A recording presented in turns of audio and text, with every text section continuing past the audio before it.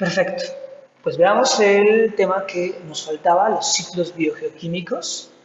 Los elementos y compuestos que integran los nutrientes se mueven continuamente a través del aire, el agua, el suelo, la roca, entre los organismos vivos de los ecosistemas y en la biosfera. ¿Ok? Recordar que este intercambio de materia en la biosfera se da a través de ciclos que incluyen organismos vivos, por eso se llama ciclos bio. Porque este intercambio de materia se da a través de organismos vivos, bio. Y también se da a través de procesos geológicos, por eso es que es G. Y también se da por procesos químicos, es decir, biogeoquímicos. Por esa razón se llaman ciclos biogeoquímicos. Los que estudiaremos nosotros serán el ciclo del agua, el ciclo del carbono, el ciclo del fósforo, del azufre, del nitrógeno. Esos ciclos son los que estudiaremos, aunque en el examen quizá los más importantes son los del agua, el nitrógeno y el carbono. Y vamos a repasar por cualquier cosa un poquito de azufre y fósforo, ¿de acuerdo? También recordar que las reservas principales de nutrientes están en el medio abiótico, ¿se acuerdan? Lo que no tiene vida. Y si la reserva primaria de nutrientes se encuentra en la atmósfera, es un ciclo atmosférico. Pero si la reserva primaria se encuentra en el suelo o las rocas, se llama ciclo sedimentario. Entre los ciclos atmosféricos están el del carbono y el nitrógeno, y entre los sedimentarios encontramos el ciclo del fósforo y del azufre. Pues bueno, vayamos a los ciclos. Pues vamos con el ciclo hidrológico del agua. El agua de la Tierra está en continuo proceso de cambio. Se le encuentra en la atmósfera, en la superficie terrestre y en el suelo, en sus diferentes estados, sólido, líquido, gas. Recordar que la cantidad de agua no cambia, es exactamente la misma, porque la materia no se destruye, solo se transforma. Así que nuestra cantidad de agua en la Tierra se mantiene sin cambio, porque la Tierra es un sistema cerrado, ¿de acuerdo? Luego, podemos comenzar el ciclo del agua en el agua contenida en los océanos, que por la energía del sol, esta agua aumenta su temperatura y hay un cambio de estado. ¿Okay? Hay un cambio de estado, el agua a su estado líquido cambia a su estado gaseoso y por una diferencia de densidades comienza a subir, comienza a flotar, sube.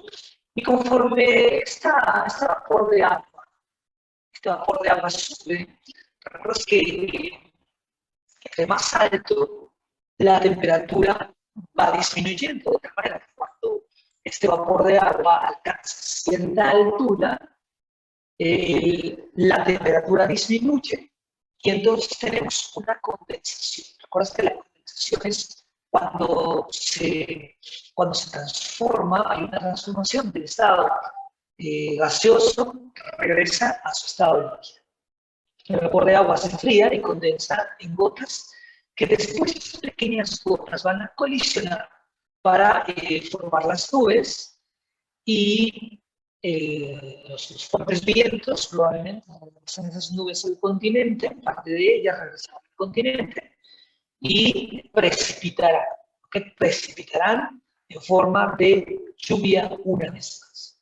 ¿Okay? Esa lluvia puede caer, esa precipitación puede caer en las grandes montañas, quedarse, congelarse, o alguna otra parte de esta lluvia caer directamente al suelo de las grandes ciudades, en los grandes poblados, etc. Después, parte de esa agua puede fluir por medio de ríos, puede estancarse en algunos lagos, y parte del agua puede filtrarse en el subsuelo. Una vez que se filtra en el subsuelo, después puede escapar, dependiendo del tipo de roca, puede escapar el agua y formar, por ejemplo, manantiales, o algunos pueden quedar atrapados por bastante tiempo en el subsuelo. Mm, alguna otra parte del agua que sea escorrentía, el agua que no se filtra, el agua que fluye, el agua que sobra y que sigue fluyendo por la pendiente de las grandes montañas se llama escorrentía. Y esa agua puede llegar a algunos ríos, tarde o temprano volver a llegar al océano. O esa agua también puede quedarse en algunos lados. La transpiración es esa parte del agua que las plantas evaporan y puede llegar una vez más hasta las nubes. ¿Okay? Es decir, es una parte del agua que tienen las plantas y que se evapora. Esa agua que se evapora desde las plantas se llama transpiración. Bueno, este es nuestro ciclo hidrológico del agua. Vayamos con el siguiente ciclo, que es el ciclo del carbono. ¿Okay? El ciclo del carbono también incluye la atmósfera y también incluye el suelo y el subsuelo. ¿Okay? Podemos empezarlo, no sé, en la respiración, por ejemplo, todos aquellos procesos que proveen de carbono, de dióxido de carbono, al ambiente, que puede venir el dióxido de carbono desde la respiración de los animales. Por ejemplo, nosotros sabemos que cuando inhalamos oxígeno y cuando exhalamos CO2. Así que el CO2 proviene de la respiración de animales, por ejemplo. También recuerdas que la quema de combustibles fósiles provee de CO2 al ambiente, porque cuando quemamos hidrocarburos se libera CO2 al ambiente. El CO2 también puede provenir de gases volcánicos, de incendios forestales, de todos estos puede provenir el CO2. Y una vez que tenemos el CO2 en la atmósfera, recordarás que hay un proceso que realizan las plantas, por ejemplo, y demás organismos fotosintéticos, que es precisamente la fotosíntesis, donde estos organismos capturan ese CO2 del ambiente y después de un proceso químico, al final lo transforman en carbohidratos, en glucosa, listo para ser asimilados en sus tejidos. ¿Ok? Así que el CO2 de la atmósfera lo asimilan las plantas. Y después puede recorrer la cadena alimenticia, es decir, un herbívoro que consuma a estos vegetales.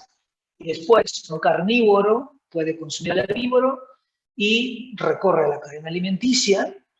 Y, por ejemplo, en algunos animales como nosotros, vuelven a empezar el ciclo, en donde con nuestra respiración hacemos la quema del combustible glucosa que viene de los vegetales, de los carbohidratos, y ahí está incluido el carbón, y luego hacemos la quema de ese combustible para utilizar la energía y por medio de la respiración desechamos una vez más, regresamos una vez más el CO2 al ambiente.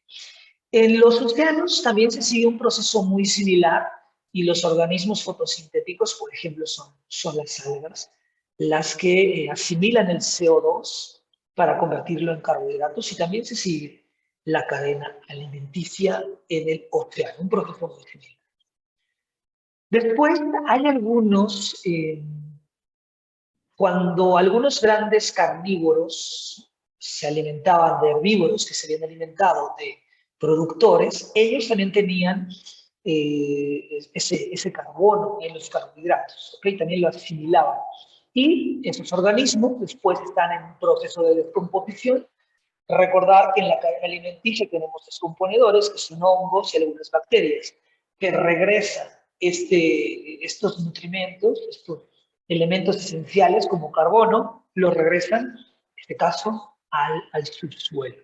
Y algunos de estos seres vivos pueden quedar sepultados, pueden quedar enterrados unos cuantos millones de años y con el paso del tiempo convertirse en los actuales combustibles fósiles.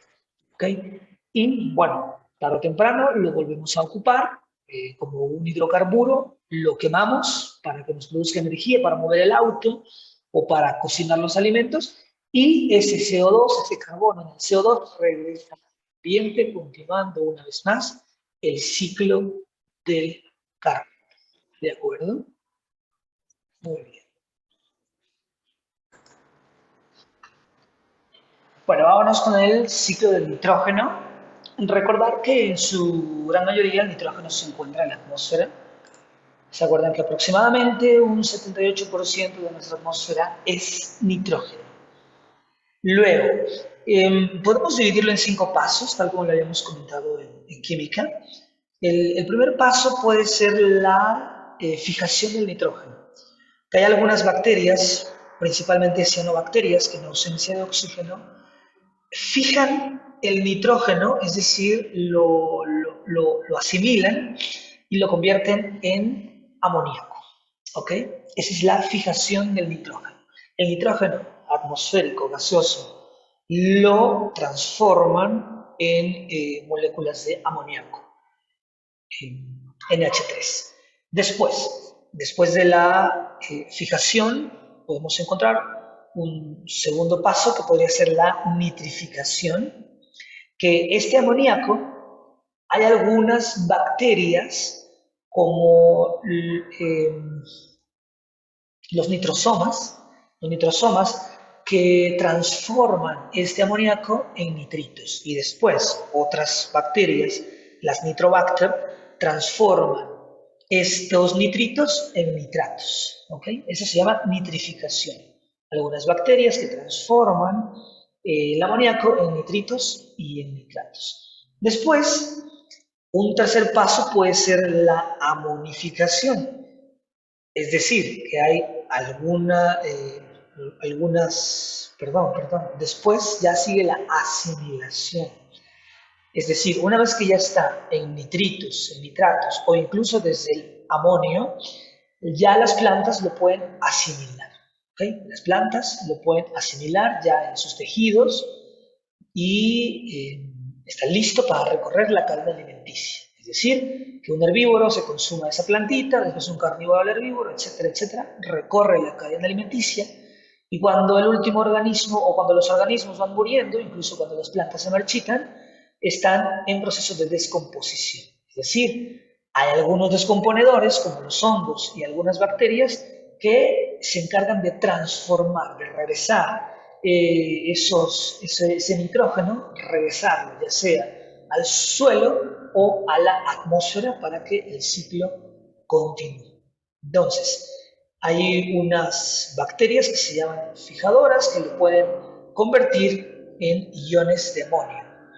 ¿Ok? Eso se llama la fijación. Después tenemos la nitrificación, en donde ese amoníaco se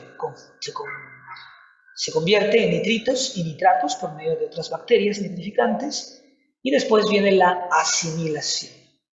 ¿Okay? Hay otro proceso en donde otras bacterias estos nitratos los pueden convertir directamente a nitrógeno gaseoso. ¿Okay? En el examen a veces nos preguntan sobre la amonificación, que es precisamente cuando cuando estos nitratos, por medio de algunos descomponedores, pueden regresarlo a amoníaco o a iones de amonio. ¿Ok? Eso es amonificación. Es una de las preguntas que a veces nos hacen en el examen. ¿Qué es la amonificación? Pues es cuando algunos descomponedores regresan esos nitritos y nitratos, los regresan a amonio o amoníaco, NH3 o iones de amonio, NH4 más.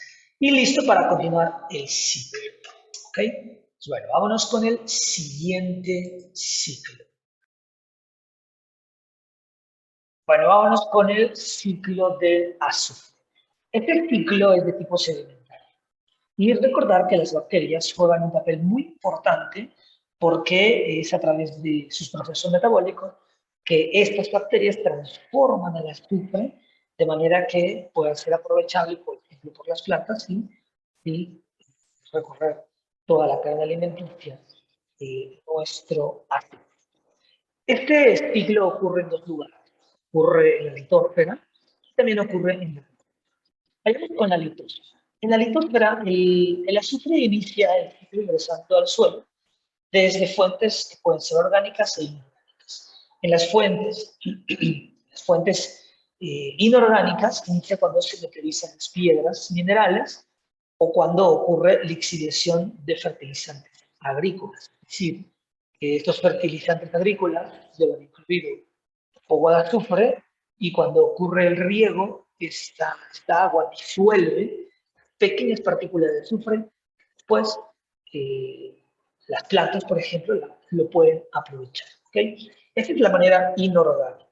La meteorización de rocas, que es la erosión de las rocas, y la lixiviación de fertilizantes agrícolas. De la manera orgánica, en que el azufre ingresa al ciclo, proviene de la descomposición de los organismos.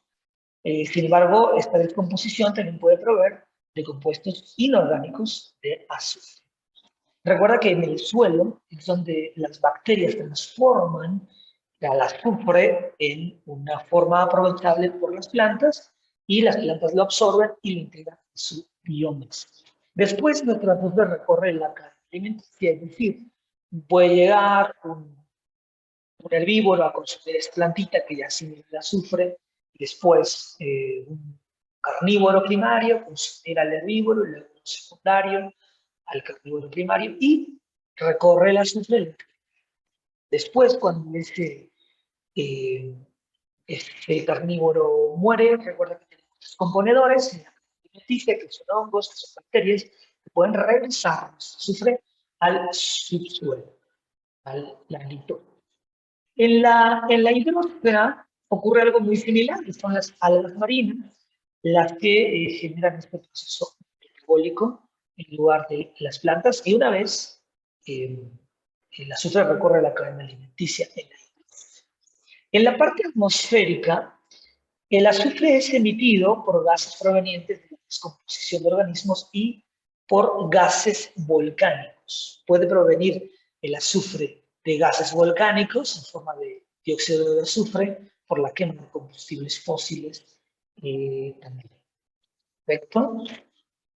Y después, cuando ocurre el fenómeno de la lluvia, este azufre reacciona con el agua y estos sulfatos, estos dióxidos de azufre, perdón, reaccionan con el agua para formar lluvia ácida, que aquí no veo la formulita, pero bueno, recuerdas la fórmula de la lluvia. De 2 es 4, y entonces caer en forma de lluvia. Puede ser absorbido después directamente por las plantas una vez que cae en forma de lluvia ácida. Y bueno, este ciclo, una vez más, vuelve a continuar. ¿De acuerdo? Vámonos con el siguiente. Vámonos con el ciclo del fósforo.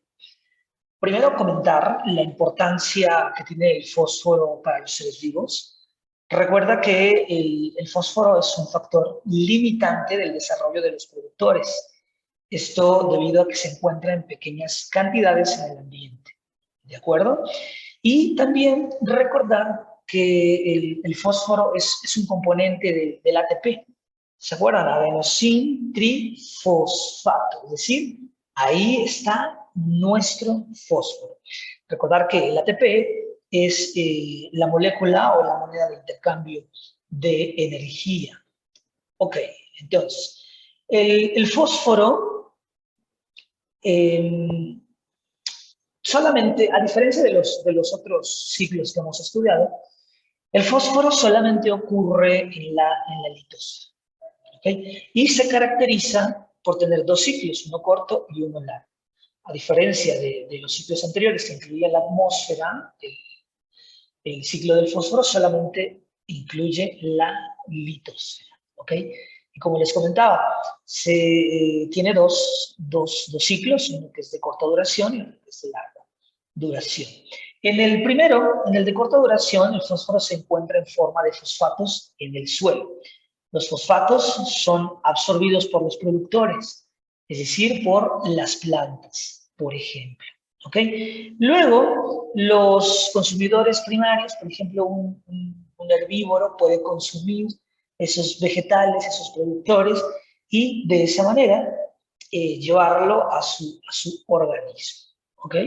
Y después el fósforo recorre la cadena alimenticia y posteriormente, cuando esos organismos mueren, una vez más, quienes intervienen, nuestros descomponedores. Recuerda que pueden ser hongos y bacterias. Estos descomponedores eh, regresan esos fosfatos, ese fósforo, lo regresan al suelo. ¿Ok? Y en el ciclo del fósforo de larga duración, nuestro fósforo puede formar rocas por medio del proceso de sedimentación. Puede formar rocas y luego la erosión o la meteorización de las rocas regresa lentamente conforme se va desgastando la roca, conforme se va desgastando, regresa lentamente el fósforo al ambiente, para que de esta manera el fósforo, una vez que se desgasta nuestra roca, lentamente ese fósforo se incluya al proceso de corta duración, en donde el fósforo puede ser asimilado por células vegetales y después recorrer la cadena alimenticia. ¿Ok? Ese es nuestro ciclo del fósforo. Muy bien. Avancemos a lo siguiente. Perfecto. Continuemos con las relaciones inter e intraespecíficas. La relación intraespecífica son relaciones desarrolladas entre miembros de una misma especie.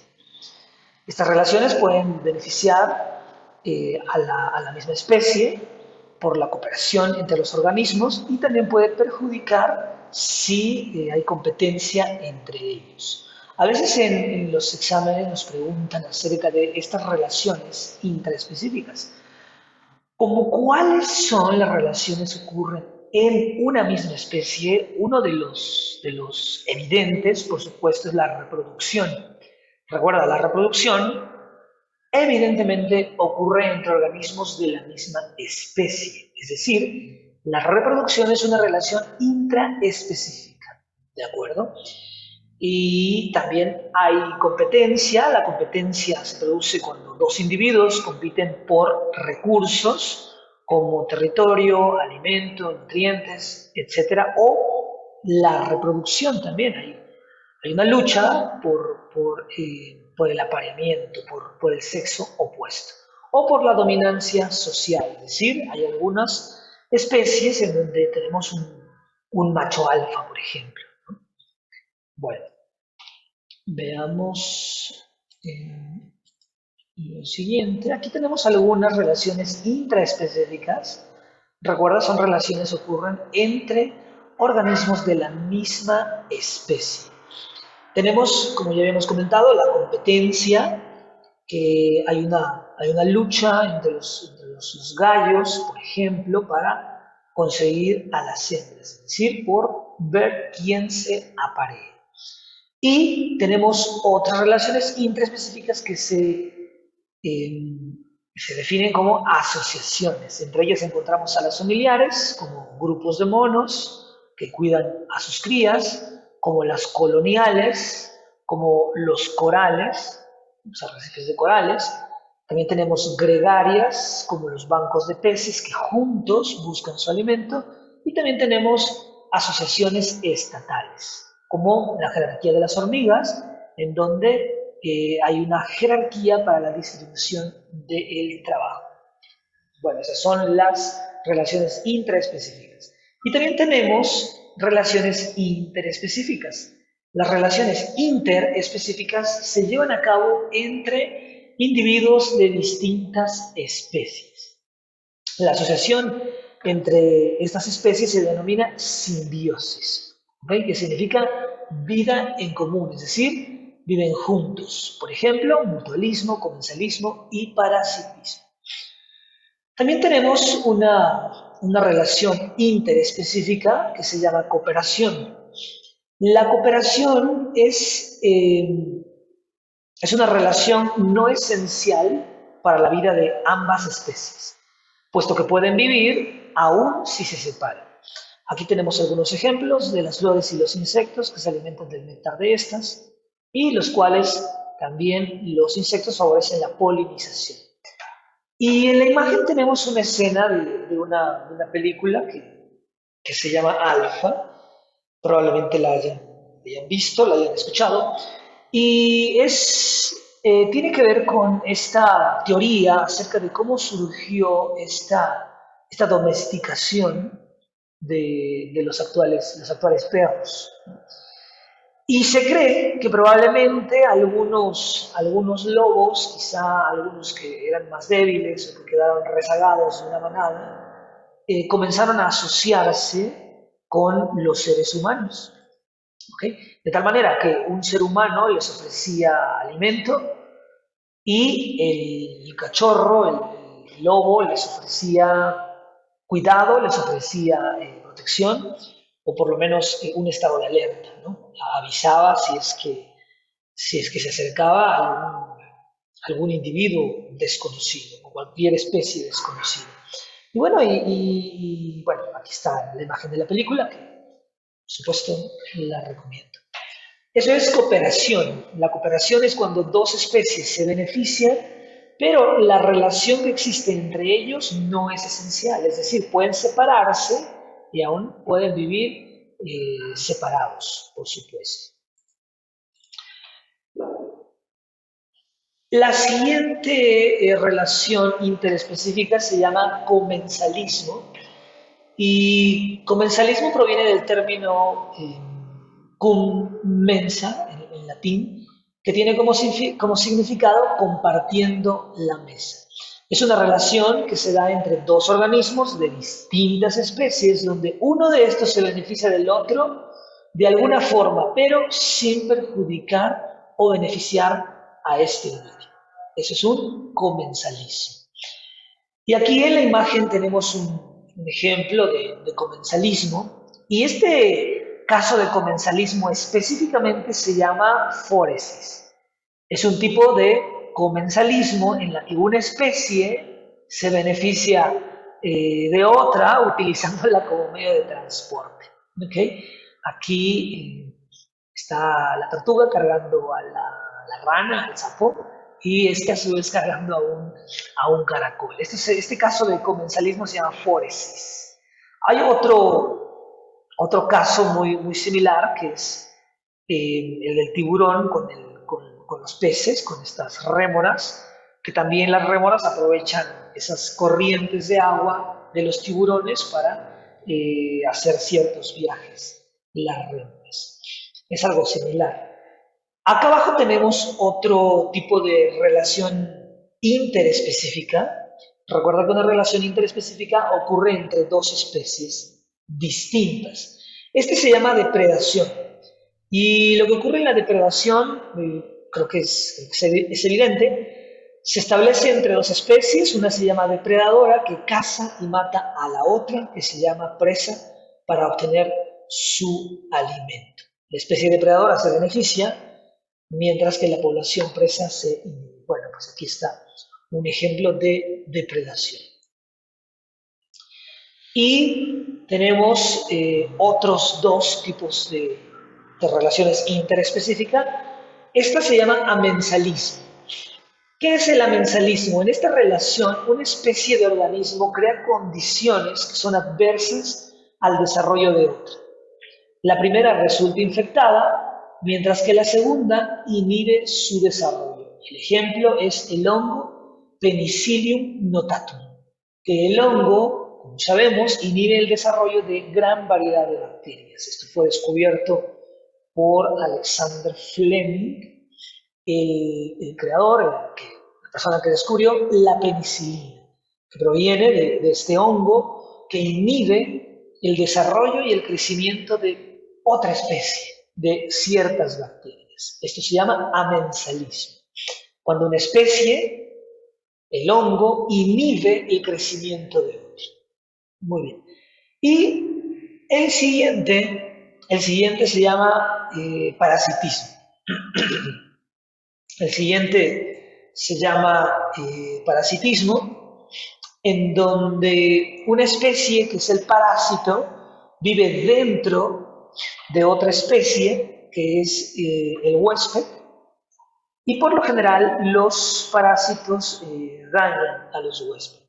Tenemos una clasificación, si el parásito vive dentro, se llama endoparásito, y si el parásito vive sobre, se llama ectoparásito. ¿Okay? Por lo general, estos dañan o debilitan y en ocasiones llegan a causar la muerte. Los parásitos por lo general son mucho más pequeños y numerosos que sus huéspedes.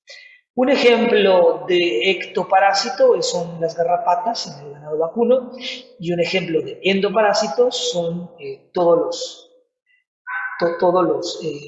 parásitos que tenemos en el tubo digestivo, por ejemplo, la solitaria. Ahora con los últimos dos. Los últimos dos son competencia, que esta interacción puede ser de las dos tipos de relaciones. Puede ser interespecífica, cuando los individuos que compiten son de la misma especie, y puede ser interespecífica cuando los individuos que compiten son de diferentes especies. Conforme tratan de usar los mismos recursos limitados, por ejemplo, energía, nutrimentos o espacio. En esta relación, las dos especies sufren y al final se impone una y desplaza a la otra. Y por último tenemos el mutualismo. Dejé uno de los ejemplos más famosos para el final, que es el mutualismo. Y el mutualismo es una relación entre especies distintas, por supuesto, pero que ambas especies se benefician. Pero no solamente se benefician, sino que esta relación es tan íntima, involucra una cercana asociación física a largo plazo entre las especies participantes y es tan íntima de tal manera que si se separan las especies, morirían. ¿Ok? Tal cual, si separáramos las especies en mutualismo, estas morirían. El mejor ejemplo, como les comento, son los líquenes. Los líquenes son una asociación entre un alga y un hongo. Generalmente ocurre en una roca, así que pues generalmente se les llama líquenes de roca. ¿Qué es un líquen? Es la combinación de dos especies distintas, un alga y un hongo. Y la relación es de mutualismo porque el hongo proporciona soporte y protección, mientras obtiene el alimento del alga. Recordar que el alga es un organismo fotosintético, es decir, puede hacer fotosíntesis, aprovechar la energía del sol, el dióxido de carbono, el agua, y fabrica glucosa, que luego la comparte con el hongo. El hongo le proporciona soporte, protección, y además el hongo le proporciona el agua que el alga puede obtener para hacer fotosíntesis, porque recuerden que están en una roca. Así que no hay manera de que el alga obtenga agua. Además, el alga crece sobre el hongo y de ahí obtiene el agua para crear fotosíntesis. Y comparte la glucosa, los carbohidratos con el hongo. El hongo brinda protección, brinda el agua para que el alga haga fotosíntesis y esto es mutualismo. Ambas especies se benefician. La relación es tan íntima que no pueden vivir si se separan. Aislados morirían, separadas las especies morirían. Bueno, pues estas son las relaciones inter e intraespecíficas. Recuerda, intra ocurren entre la misma especie, interespecíficas en diferentes especies. Pues bueno, sigan estudiando, sigan repasando y por supuesto cualquier duda tienen mi contacto y estoy para servirles. Sigan estudiando y nos vemos pronto.